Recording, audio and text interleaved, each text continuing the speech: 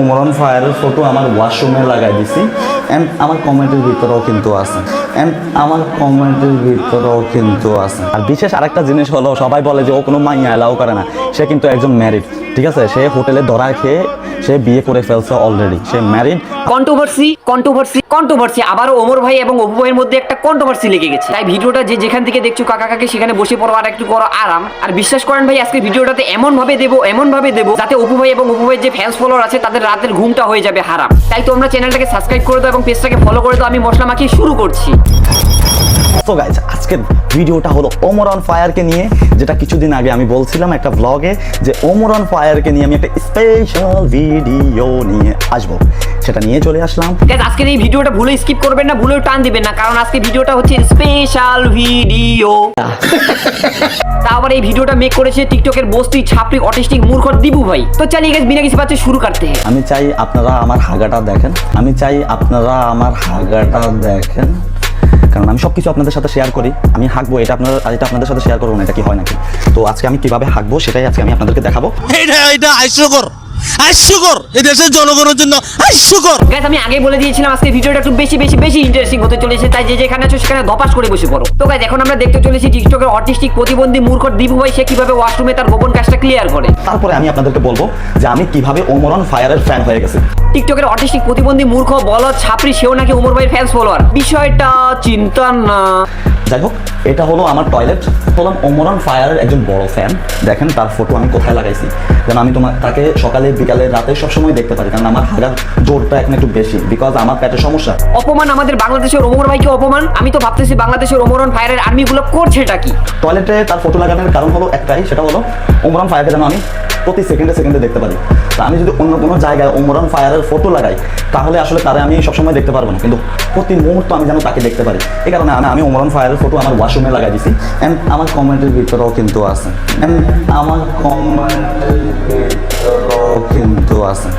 লাঠি দিয়ে নেটওয়ার্কের বাইরে আলাই দিব তো। গাইস, আমরা সকলে জানি এবং মানি যে বাংলাদেশে যারা টিকটকের অটিস্টিক প্রতিবন্ধী মূর্খ, যারা অশিক্ষিত পড়ালেখা করে নাই, তারা আর যাই হোক তারা বিদেশে গিয়ে ভালো কিছু করতে পারে না, তারা বিদেশের ওয়াশরুমগুলোই পরিষ্কার করে থাকে। আমি বিশ্বাস করি না। আপনারা যদি এটা বিশ্বাস নাও করে থাকেন সেটার প্রমাণ আজকে খুব ভালো করে দিব আমি। প্রমাণ দাও।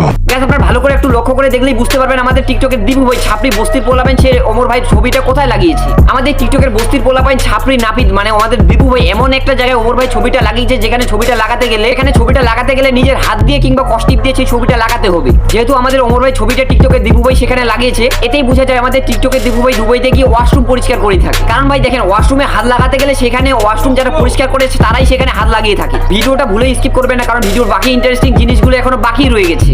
তো গাইস, আজকে আমি আপনাদেরকে বলবো কিভাবে আমি ওমর অন ফায়ারের ফ্যান হয়ে গেছি। আমি আসলেই একজন বড় big fan. Omar on fire salute brother salute. হঠাৎ করে আমি ওমর অন ফায়ারের বিগ ফ্যান হওয়ার কারণ কি? প্রথমত আমি ওমর অন ফায়ারের ফ্যানদের একটা হিডেন ট্যালেন্ট, এটা একটা গুণ, এটা আসলে সবাই থাকে না, সব ফ্যানদের থাকে না, এটা একমাত্র ওমর অন ফায়ারের ফ্যানদেরই আছে। গাইস, এখানে আমাদের ওমর অন ফায়ারের ফ্যান্স ফলোয়ারকে টিকটকে দিবু ভাই এমন ভাবে ধুয়ে দিয়েছে যেটা আমি কখনো মেনে নিতে পারলাম না। আশা করি আপনারা মেনে নিতে পারবেন না। সম্পূর্ণ ভিডিওটা দেখুন তাহলেই বুঝতে পারবেন। কারণ ওমর অন ফায়ারের ফ্যান হওয়া আসলে এতটা ইজি না, এতটা সহজও না। ওমর অন ফায়ারের ফ্যান হতে হলে আপনাকে সবার আগে এই কাজটা করতে হবে, আপনি আপনার আব্বাকে আব্বা ডাকবেন না, আপনি ওমর অন ফায়ারকে আব্বা ডাকতে হবে। এটা হলো ওমর অন ফায়ারের ফ্যান হওয়ার প্রথম স্টার্ট। গাইস, টিকটক প্রতিবন্ধী দিবু মূর্খ অটিস্টিক প্রতিবন্ধীর আর কিছু কথা শুনুন, তারপরে আমি চাট মশলা মাখিয়ে হালকা করে দিচ্ছি। যেমন আমার নিজেরও আছে এখন, বিকজ আমি নিজেও একজন ওমর অন ফায়ারের ফ্যান। তো আমাদের একটা হিডেন ট্যালেন্ট এন্ড আমাদের একটা বিশেষ গুণ হলো আমরা মানুষের ভিডিও ভালোভাবে দেখি আর না দেখি ওইখানে গিয়ে কমেন্ট করি ওমর অন ফায়ার আমাদের আব্বা, ওমর অন ফায়ার আমাদের আব্বা, ওমর অন ফায়ার আমাদের ওমর অন ফায়ার আমাদের আব্বা, ওমর অন ফায়ার আমাদের আব্বা। তো আমাদের আব্বা এই রেকর্ড করছে, আমাদের আব্বা ওই রেকর্ড করছে, আমাদের আব্বা 30 মিলিয়নের ভিউ কামাই ফেলছে, আমার আব্বা 6 ঘন্টায় 1,000 লাইক কামাই ফেলছে, আমাদের আব্বা এটা করে ফেলছে। এটা হলো ওমর অন ফায়ারের ফ্যানদের বিশেষ একটা গুণ। ভাই, বাংলাদেশের হিউজ পরিমাণ সোশ্যাল মিডিয়ার অডিয়েন্স হচ্ছে ওমর ভাই ফ্যান্স ফলোয়ার। এখন টিকটকের অটিস্টিক প্রতিবন্ধী দিবু ভাই যেভাবে বাংলাদেশের অডিয়েন্স মানে ওমর ভাই ফ্যান্স ফলোয়ারকে যেভাবে ধুয়ে দিল ভাই, এটা আমি মেনে নিতে পারলাম না। ভাই, আমি বুঝতে পারতেছি না এই মালটা ভিডিও বানানোর আগে গাঁজা খায় নাকি পরে গাঁজা খায়। আর একটু ওয়েট করো, আর একটু ভিডিওটা দেখো, তারপর আমি চাট মশলা মাখিয়ে দিচ্ছি।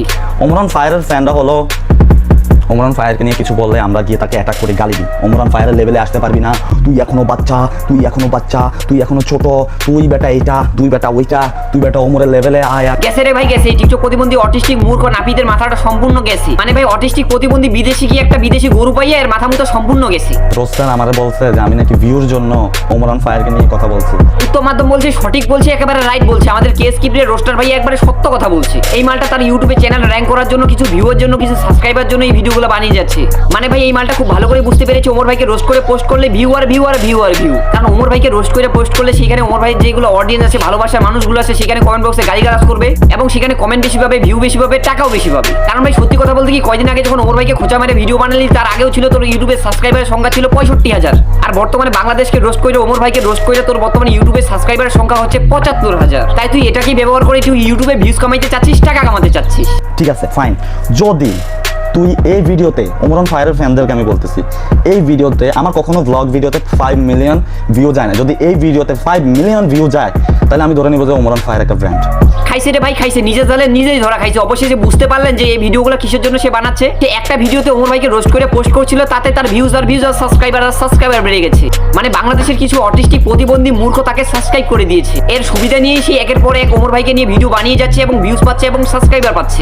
তুই কি মনে করেছিস আমরা বাংলাদেশে যারা রোস্টার আছি আমরা কি অটিস্টিক প্রতিবন্ধী মূর্খ তোদের মতো টিকটকারের মতো? বুঝি রে ভাই বুঝি, আমরা সবকিছু বুঝি। আমরা আসল খেলাটা ধরে ফেলেছি। মানে তোর যে একটা বিদেশি গরু আছে, সেই গরুটা আগের মতো বাজারে আর খাচ্ছে না। তাই তুই ওমর ভাইকে খোঁচা মেরে, ওমর ভাই যারা ফ্যান্স ফলো আছে তাদেরকে খোঁচা মেরে ভিউজ কামাইতে আসছিস, টাকা কামাইতে আসছিস।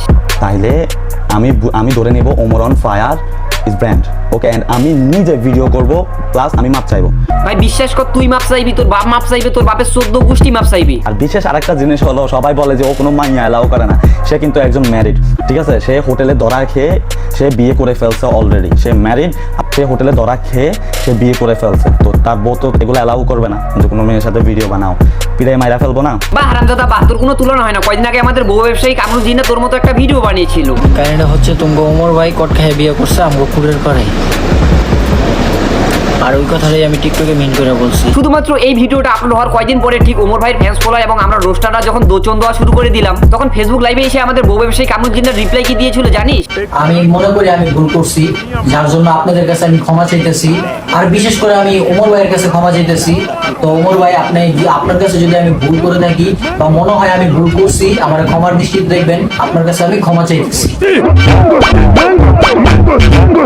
তো আমি এবং আমার অডিয়েন্স যারা আছে সবাই মিলে অধীর আগ্রহে বসে আছি এরকম একটা মোমেন্ট দেখার জন্য। তো গাইস আজকে ভিডিওটা এই পর্যন্ত ছিল। ভিডিওটা ভালো লাগলে ফেসবুক পেজটাকে ফলো দেবেন, ইউটিউব চ্যানেলটাকে সাবস্ক্রাইব করবেন। দেখা হচ্ছে অন্য কোনো ভিডিওতে। ওমর অন ফায়ার আমাদের আব্বা, ওমর অন ফায়ার আমাদের আব্বা, ওমর অন ফায়ার আমাদের সরি মানে ওমর অন ফায়ার আমাদের আব্বা, ওমর অন ফায়ার আমাদের আব্বা। ওমর অন ফায়ারের লেভেলে আসতে পারবি না, তুই এখনো বাচ্চা, তুই এখনো বাচ্চা, তুই এখনো ছোট, তুই বেটা এইটা, তুই বেটা ওইটা। আচ্ছা, এর কোনো আত্মীয় স্বজন নাই, শুভাকাঙ্ক্ষী কেউ নাই? তাকে নিয়ে আপনারা একটু পাবনা নিয়ে ভর্তি করে দেন, যত টাকা লাগে আমি দিই।